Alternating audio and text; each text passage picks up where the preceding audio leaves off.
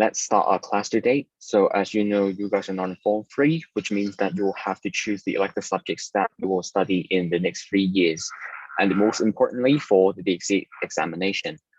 I'm not the kind of traditional teacher who holds the belief that boys should only study science or business subjects, where girls should only study art subjects. In fact, the only and the most important point that I like to emphasize is that just choose the subjects that you would like to study in the next 3 years. Don't follow the conventional gender stereotypes that the society expects you to fulfill. Otherwise, it will just be a nightmare to you.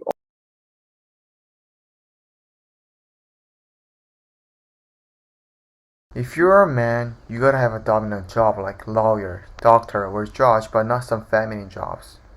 I just can't understand those men who takes women's jobs, for example, male nurses. Why would they prefer to take care of patients rather than being a doctor? Caring jobs are made for women, it's not made for men. So I think those guys who are more suitable for feminine jobs are gay and they don't deserve to be a man. And to be honest, I don't understand those women who are willing to work after childbirth. They should be focusing on raising their children, not her work, because women are born to take care of the children.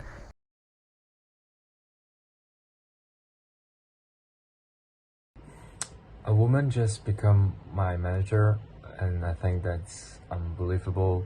I think that women shouldn't get promoted because they would get pregnant and they would raise their children at home and they would not spend a lot of time at work. So how come this woman get promoted so quickly? I just don't understand. Maybe she just sleep with our boss.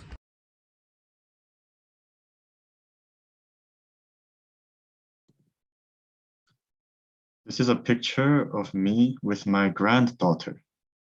Isn't he cute? Oh, why do I call my granddaughter a him? Well, that's because, well, he's attracted to girls and he actually has a girlfriend currently.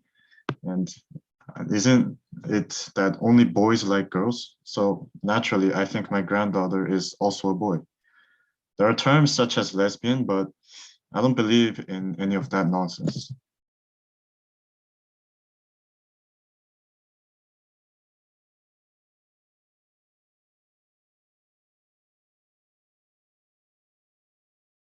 From the above videos, we can see that gender stereotypes are really everywhere.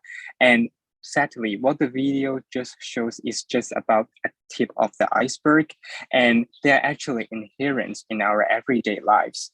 And gender stereotypes can be about anything. They can about your personalities, your career choices, your sex orientation even. And they are made by different agents on us, like our parents, teachers, and peers. So these being the present situation, I think quite an important questions to ask ourselves are, why are there gender stereotypes and how do they actually affect us? And I think today is really a good time for us to discuss these two questions. And maybe I can start first. So I think gender stereotypes may actually arise from the generalizations based on the gender. So too often when a particular traits or behavioral patterns are observed among a particular community, our society would tend to expect that the whole group to have such characteristics. For example, some people, just as in the introductory video, will think that males should be in the top of the corporate hierarchy because males are usually in such positions. And they will even start questioning whether these positions are for women or whether women are as capable as their male counterparts. And in different stages of our lives, there are different agents or people around us that just keep imposing such generalized conceptions on us. And very sadly, to avoid the labels of gender nonconformist, we would just force ourselves to submit all these ideas and force ourselves to be whom we might not really want to be. So basically, who we are directly determines who we have to become in the future. But when we really think about it, who we are is already determined from even before the moment we are born. Gender reveals are already very telling how conventional it is to divide the world into two genders, male and female. And the gender reveals are revealed as blue for boys and pink for girls. Moving on to the childhood stage, as we see in the introductory video, we learn from a very young age that there are certain toys and clothes that are meant for girls and meant for boys. Similarly, it can also be divided by pink for girls and blue for boys. In that case, children already know how to perform gender long before they even know what gender is. And so learning gender is all a part of socialization, a part of how children grow up. So it's impossible for children to interact with people without knowing their gender first. When we don't know, we assume someone's gender based on what they wear and how they act. So gender stereotypes don't only exist to set apart men and women, but they are also the basis and foundation of how we interact with people in general. That's why gender stereotypes are so prevalent, because they also help us make sense of this dichotomized world. Well, that was a great analysis about the reasons for the gender stereotype in a social aspect. Now let's move on to more biological reasons. The most fundamental cause of gender stereotype begins with human origins. According to Darwin's nature selection, among various conditions for human evolution, adaptation and reproduction always be the first priority. From this point of view, human species that can be more easily adapted to a given environment are considered as dominant species. Dominants are further classified depending on their biological characteristics. Therefore, the concept of gender has been narrowed down to female and male, which we are recently familiar with. Males who have stronger physical characteristics or advantages for the acquisition of living materials for adoption, while females are focused on the survival of mankind through childbirth.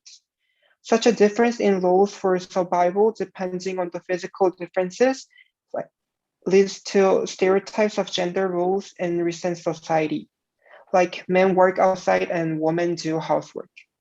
Furthermore, recessive who do not belong to biological male or female are treated as abnormal and even not involved in the concept of gender.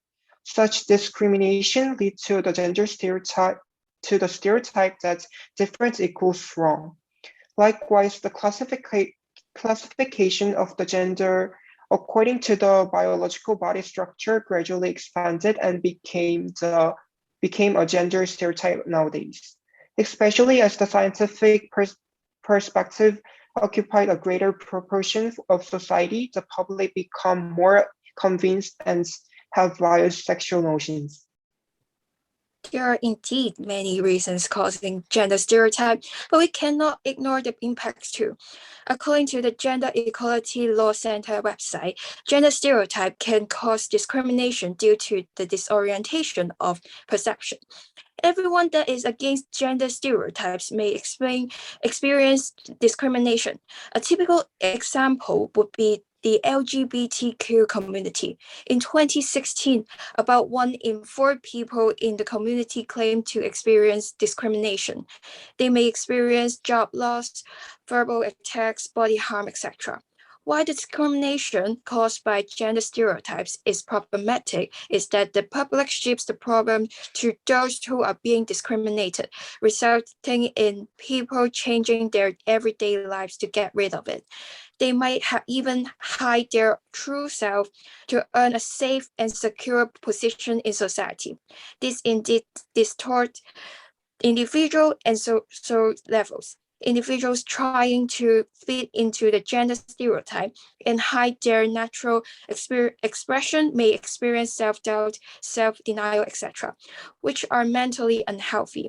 If everyone become similar as they are trapped in gender stereotypes, society may lose diversity.